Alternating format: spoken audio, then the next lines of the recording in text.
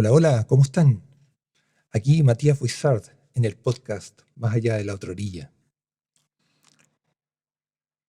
Y antes de saludarlos, porque siempre los saludo al principio de cada episodio, debo decirles que los he tenido absolutamente abandonados.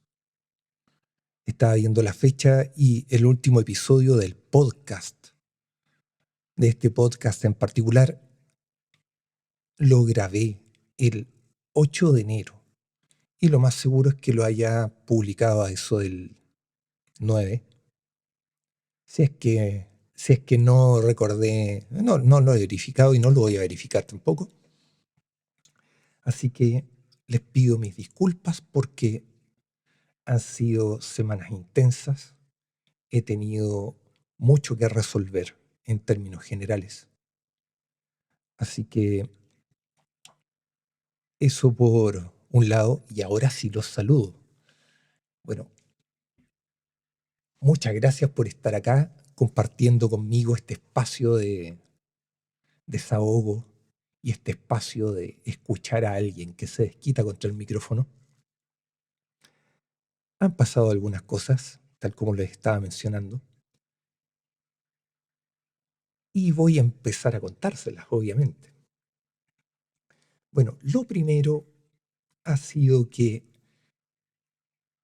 nuevamente he salido seleccionado en más de alguna convocatoria en las que he participado. Curiosamente, más que curiosamente en realidad, voy a decir que estaba planificado, sí, estaba planificado participar en este tipo de convocatoria. Son las convocatorias de poesía. Salí seleccionado en una convocatoria de haikus, que como bien les contaba en un episodio anterior, un haiku es una forma poética, digamos, de origen japonés, que se ciñe a una estructura silábica bastante estricta. Son 3 versos, es decir, 3 oraciones o 3 frases, donde la primera tiene que tener 5 sílabas, la segunda tiene que tener 7 y la tercera tiene que tener 5 sílabas también. Lo que obviamente nos deja en una restricción respecto al cómo expresamos nuestras ideas. Y eso es un ejercicio bastante bonito y bastante simpático. Ya les había contado que en un momento estuve escribiendo muchos haikus porque se vuelve adictivo ver cómo puedes lograr esta minimización, por decirlo de alguna forma, de las ideas, una reducción de las ideas, mejor dicho, a un esquema que está tan comprimido. Lo que obviamente te obliga a jugar un poco con el lenguaje en términos de flexibilizarlo un poco, pero también te lleva a buscar las palabras adecuadas para poder expresar ideas que normalmente las dirías en frases mucho más extensas. Ese fue uno de los poemas que, más bien, fueron 4 haikus los que lancé y fueron seleccionados. Por otro lado, otro concurso de poesía, La noche como territorio, donde me arriesgué con un poema que es bastante particular en la forma en cómo aborda la noche. Y lo divertido de esto es que este poema existió al menos un par de semanas antes de yo enterarme que existía esta convocatoria. Así que no es que yo esté escribiendo o esté generando material exclusivo para las convocatorias. Siguiendo con el tema de las convocatorias, creo que les había comentado que había escrito un cuento que tenía una particularidad bastante interesante,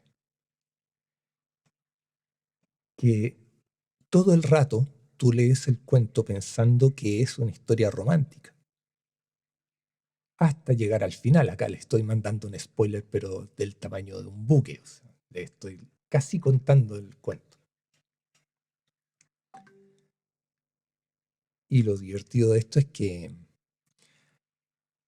bueno, no les voy a decir a qué convocatoria mandé ese cuento, porque ahí sí que le hago un spoiler completo, pero también salió seleccionado. Y este cuento, bueno, cosa divertida, los cuentos, bueno, dependiendo de la editorial, más bien de la casa editorial, podríamos decirlo, esa es la forma más correcta, creo, de referirme a estas editoriales que se encargan de hacer llamadas abiertas a convocatorias y técnicamente concurso internacional de poesía, cuento, etcétera, con ciertas temáticas.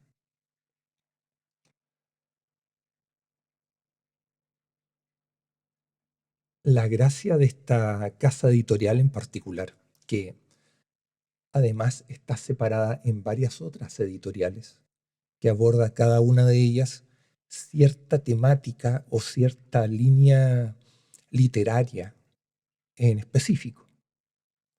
O sea, tenemos una casa que se va a dedicar, miento, dentro de la misma casa editorial hay cierta editorial que se va a dedicar exclusivamente a cubrir lo que es poesía, otras que se van a dedicar exclusivamente a lo que es narrativa en cuento y otras que se van a dedicar exclusivamente a novelas. Y a veces tenemos también ciertas editoriales que son específicas a cierto género de novela en particular. O sea, tenemos juvenil, romance, ciencia ficción, etcétera. Y así, obviamente, diversifican su negocio. Lo entretenido de esto es que una de estas casas editoriales te entrega un análisis de por qué salió seleccionado tu cuento dentro de los finalistas de una convocatoria. Y te entregan una evaluación. Y esta evaluación, por ejemplo, del cuento que les mencionaba recién,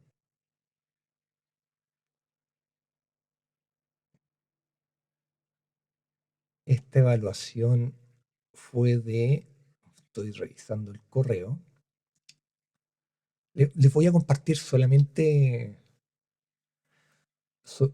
los puntajes, no les voy a leer el comentario del jurado porque empiezo a revelar demasiado y tampoco quiero mandarme un spoiler tan grande respecto al cuento. Pero el puntaje final fue de 95 de 100 y el desglose por criterios: originalidad, 19 de 20, impacto narrativo, 19 de 20, trato del tema, 19 de 20, calidad literaria, 18 de 20, evolución del personaje, 20 de 20. A veces uno quisiera un detalle un poco más eh, detallado, un detalle más detallado, redundancia nuevamente, pero uno quisiera un detalle un poco más elaborado. Esa quizá era la forma en que debía expresarlo inicialmente de cada uno de estos puntajes. Y claramente mi punto más bajo acá fue calidad literaria, que me imagino es que es por o uso de vocabulario o la forma en que está escrito el cuento. Pueden ser mil cosas, la verdad. Ya siempre sería bonito tener un pequeño detalle un poco más grande de esto, pero también pensemos que solo en esta convocatoria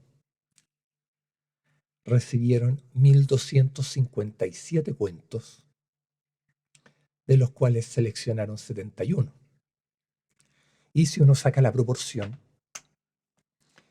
eso es 1.257, que equivale a 100%, 71, entonces es 70, le estoy enseñando a sacar la equivalencia de porcentajes por regla de 3. Esto es 71 por 100 dividido por 1257. Y acá, obviamente, no tengo esta facilidad matemática que podrían tener muchos, o algunos, o quizá más de los que pensamos, porque en realidad tenemos gente que tiene capacidades matemáticas que exceden lo que nosotros mismos creemos. Entonces vamos a aplicar calculadora. Y esto es 71 por 100 dividido por 1257. Y esto me da 5,6%. Es decir, del total de cuentos que recibieron, solo escogieron el 6%. Y estar dentro de ese 6% obviamente te llena un poco de orgullo, te tiene que dar algo de orgullo estar en esos porcentajes. Pero esto no se queda acá. Además, yo dije por un tema casi experimental, y acá hablo tema casi experimental, envié un cuento que ya había sido seleccionado en otra convocatoria, en otra editorial totalmente distinta. Y acá la temática es cuento erótico. Y yo decidí, entre comillas, reciclar un cuento. Porque a mi criterio personal, ya, y esto no está bien, porque en el fondo, yo lo he dicho otras veces, la guagua propia, el bebé propio, nunca es feo. Ya, uno siempre hace cosas bonitas. Pero a mi criterio personal, nuevamente, debo reiterarlo, yo dije, este cuento no es malo, pero me quise medir contra otro jurado totalmente distinto, a ver qué pasaba. Resultado, salió seleccionado. Puntaje final, 93 de 100. Originalidad en el enfoque erótico, 18 de 20. Relevancia y profundidad, 19 de 20. Impacto narrativo, 18 de 20. Calidad literaria, 19 de 20. Autenticidad y verosimilitud, 19 de 20. Y acá sí les puedo leer el comentario, porque este comentario en realidad puede hacer mucho sentido si ustedes de alguna manera quisieran, dudo que lo hagan, pero nunca se sabe porque uno siempre puede esperar cualquier cosa. Si quisieran hacer una suerte de análisis de cuál es mi voz como autor. Entonces, les leo el comentario. El relato construye una escena de cercanía progresiva donde el deseo se expresa a través de gestos mínimos y contacto contenido. La interacción en el espacio cotidiano del bar permite que la atención avance desde la observación hacia el cuerpo en movimiento. El ritmo se sostiene en la alternancia entre iniciativa y espera, privilegiando la sutileza por sobre la acción explícita. La voz narrativa mantiene coherencia al articular intimidad, cuidado y conexión, proponiendo una lectura del erotismo ligada al descanso compartido y a la escucha mutua. Entonces, ¿qué podemos, entre comillas, rescatar de esto? Primero, gestos mínimos y contacto contenido. Eso habla bastante del cómo estoy escribiendo en este momento. Que es sin demasiado adorno. Digamos que todo lo que estoy escribiendo es o bastante directo o bastante minimalista. Ya, no hay floreo, no hay, no hay adorno, no hay, no hay decoración innecesaria. Lo otro es la atención avance desde la observación hacia el cuerpo en movimiento y sobre todo la observación. Y también acá lo dicen, mira, alternancia entre iniciativa y espera, privilegiando la sutileza sobre la acción explícita, por sobre la acción explícita. Es decir, también hay un tema de contención y respeto. ¿Ya? Y esto es lo que se desprende. Uno, o sea, yo podría empezar a hacer una suerte de análisis muy, muy detallado de solo este comentario del jurado para ver cómo de alguna manera están identificando la manera en que estoy escribiendo.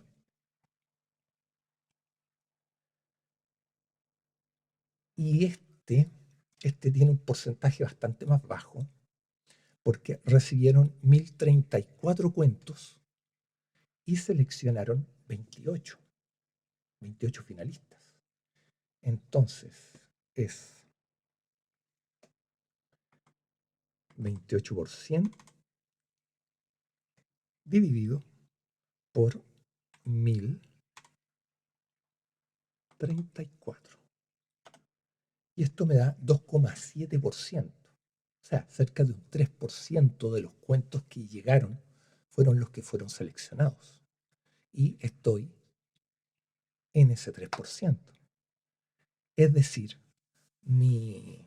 si bien es cierto, no estoy ganando estas convocatorias, estoy apareciendo seleccionado dentro del 10%, dentro de un 10% o menos de un 10%. Estamos hablando de un 7% hacia abajo. Y eso yo creo que es importante. Y es uno de mis objetivos también, porque en el fondo participar en estas convocatorias, que si bien es cierto, hay que entregar una contribución para poder sostener la publicación y distribución de los libros, porque obviamente ellos tienen que hacer un trabajo que está ligado a este proceso de generar un libro que pueda ser publicado en Amazon, Kobo, Kindle, eh, Google Play Books, Apple Books o en realidad cualquier plataforma de distribución de libros digitales. A veces solo lo hacen en Kindle, pero también tienen distribución física, que está sujeta obviamente a, como un autor que participó en esta convocatoria, está sujeta a ciertos descuentos y a algunos beneficios bastante discretos. Ya consideremos que si esta editorial está en Colombia y hacen un lanzamiento del libro físico, sería maravilloso poder ir a Colombia a participar de este lanzamiento.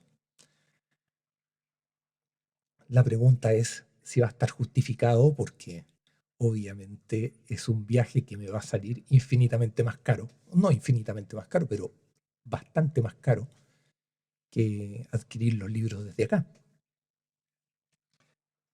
Entonces tenemos este tipo de cosillas que resultan bastante interesantes de resolver. Ya, eso por el lado de las convocatorias. Pero también terminé otro libro. Y este lo terminé y me preocupé que quedara bien. Digamos bien en el sentido de bien estructurado en términos de cómo van los diálogos, bien estructurado en términos de la ortografía, de identificación de ciertos puntos flacos que tenía la historia, la repetición de ciertos elementos también. Y así traté de tener mucho cuidado respecto a cómo está escrito este libro. Y mi deseo es obviamente publicarlo. Y ahora estamos hablando de publicación física, ya voy a arriesgarme con un par de editoriales acá chilenas. De hecho, Mi objetivo es ojalá tener o sea, distribución local cubierta y además tener algún tipo de lanzamiento. Pero esto es parte de otro tipo de trabajo. Por otro lado, también quiero publicar el libro de poesía. En realidad, todavía estoy definiendo si va a ser un libro exclusivamente de poesía o va a ser un libro de escritos, derechamente. O sea, estamos hablando de poesía y cuentos, porque también quiero tener mis cuentos en un libro propio. O sea, no saco nada teniéndolos absolutamente eh, y únicamente en antologías, que no son mías solamente, sino que comparten tribuna con otros autores. Y eso respecto a la escritura. O sea, yo ya les dije, tenía un lector cero y el lector cero valió cero, tristemente. Y también, ya también seamos generosos. Lector cero valió cero, pero obviamente porque tampoco había ningún incentivo para que siguiera colaborando. Y eso es complicado. Y entre otras cosas, bueno, pasó que fin de semana tuvimos un cumpleaños, o sea, me invitaron a un cumpleaños. El regalo para el cumpleañero fue una copia física del libro Esa peligrosa orilla. Obviamente encuadernada a mano, encuadernación tradicional cosida, y a una edición, yo siempre se los he mencionado, si ustedes quieren una edición en físico, pueden tener derechamente una edición única. Estamos hablando de única, o sea, algo que no existe, algo que no está generado por un proceso industrializado, sino que yo estoy ahí como chino cosiendo las hojas, doblando los cuadernillos, imprimiendo, verificando que las impresiones hayan salido bien. Es un proceso bastante entretenido. Y ahí me tocó conocer, bueno, conocí a mucha gente y entre estas personas que conocí a una profesora de lenguaje que además escribe y que le voy a cobrar la palabra porque quiere participar del podcast. No sé cómo lo voy a hacer porque probablemente ese episodio esté mucho más pauteado, sea algo mucho más elaborado que los típicos episodios que les estoy compartiendo, que es donde hablo yo y hablo literalmente de lo que se me ocurre. O sea, no estoy hablando algo que esté respondiendo a algún tipo de pauta, sino que simplemente estoy hablando de lo que se me viene a la mente en el momento. Ahí seguramente voy a trabajar esto. Ahí, obviamente ahí tengo que ver cómo se dan las cosas. ¿Sí? Tampoco es llegar y disponer de tiempo ajeno o tratar de alinearse respecto a una forma particular en que podemos trabajar un podcast de más de una persona. Y además considerando que la pelota siempre ha sido mía y yo he sido el que ha establecido las reglas respecto a esto. Y en relación al resto de las cosas, bueno, ¿qué más les puedo compartir? Em, bueno, estoy tratando de determinar formalmente si tengo alguna condición neurodivergente. Ya, esto es bastante personal. Ustedes podrían decir, oye, ¿qué me importa a mí si este tipo es TDA o no es TDA? Bueno, sí, podría, no sé si puede interesarles. En realidad, el hecho que les interese o no les interese, o sea, en realidad soy yo compartiéndolo más que otra cosa. Pero lo divertido de esto es el proceso, porque no es una cosa que yo esté tratando de determinar esto por una cuestión que realmente, entre comillas, me preocupe. No, no me preocupa, tampoco me va a poner etiquetas, pero sí me va a ayudar a entender muchas cosas. Para mí siempre el tema ha sido entender, tener respuestas, incluso respuestas a cosas que podrían quedarse sin respuesta, podrían quedarse guardadas ahí en un armario y nunca recibir una respuesta. Pero para mí siempre ha sido entender las cosas, sobre todo entender las cosas. Y entender si estoy sujeto a alguna condición neurodivergente, particularmente el trastorno de déficit atencional e hiperactividad, porque, digámoslo, esa es una condición sumamente común, pero al mismo tiempo define de muchas maneras el cómo nos estamos desarrollando o cómo hacemos las cosas que hacemos. Y les digo, si se van a hacer ese test, que no es un test eh, a priori barato, ya porque tienes que ir a una clínica especializada, es desgastador.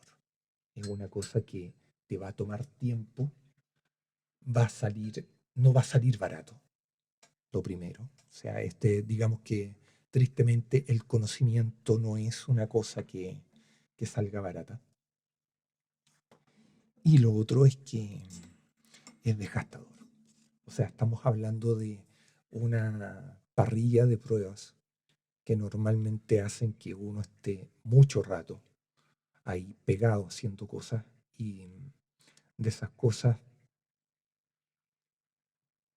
todas demandan un esfuerzo mental importante.